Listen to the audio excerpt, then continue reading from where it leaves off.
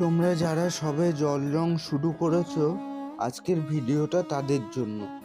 তোমরা কিভাবে একটি গাছকে সুন্দরভাবে আঁকবে সেটাই দেখালাম এই ভিডিওর মাধ্যমে। তোমরা প্রথমে একটি গাছ এঁকে নেবে, তারপরে গাছের পাতায় হলুদ রং করে নেবে, তারপর হালকা সবুজ রং করে দেবে, তারপর ডিপ সবুজ রং করে নেবে। একটা কথা বলে রাখি, হলুদ রং করার সময় ভুলবশত কালো রং করে যায় আমার এই ছবিতে, তোমরা খেয়াল করে আঁকবে। তারপর গাছের গুঁড়িতে যেদিকে রোদ পড়বে সেদিকে সোনালি রং করে নেবে, তারপর খয়েরি রং করবে, তারপর কালো রং দিয়ে শেডিং করবে।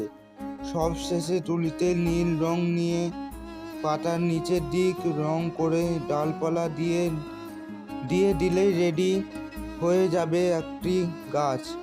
ভিডিওটা ভালো লাগলে লাইক এবং সাবস্ক্রাইব করবে। কোথাও বুঝতে অসুবিধা হলে কমেন্টে জানাবে।